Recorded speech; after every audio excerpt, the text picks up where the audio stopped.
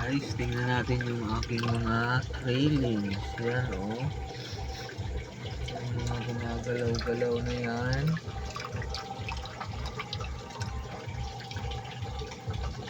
Yan guys, oh. Yan sila oh. Mga railings yan.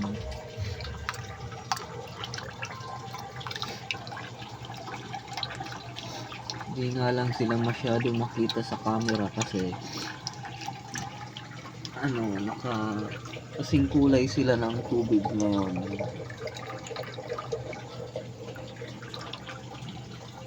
Pero marami yan guys, more than 50 yan sa bilang ko. Isang nanay lang yan. Meron pa akong mga buntis na crayfish. Ayan ah. Yung pinakita ko kagabi, nasa tiyan pa sila, pero malapit na sila mag-hatch. Sa katunayan, meron dong mga gumagalaw-galaw na. Yan, yung mga bumitaw na talaga yan doon sa isang crayfish. Ayun sila. Natago siya. Inalis ko na yung nanay nila dyan. Ayan sila guys. Nagtatago sila dyan sa mga putik-putik. Yung iba nandito Ayan, ganyan kadami guys graylings. Ayan.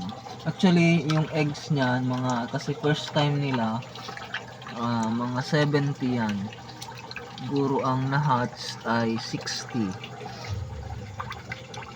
Marami yan guys. Yan, hindi ba nakatago? Yan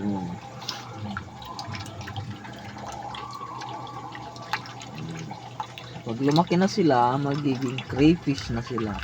Ngayon, ang tawag sa kanila ay graylings.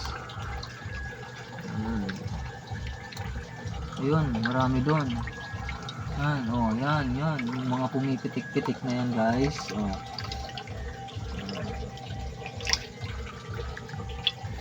Ganyan po kadami ang na-hatch na graylings. So, bali yan, crayfish na yan, breeder yan, buntis po yan. Buntis yan. Malapit na din mag-hatch yan. Yan yung kagabing pinakita ko. Yan, na may mga pumipitik-pitik na sa tiyan niya. Malapit na yan. So far, yan lang muna ngayon. Update ko lang kayo sa mga susunod na videos.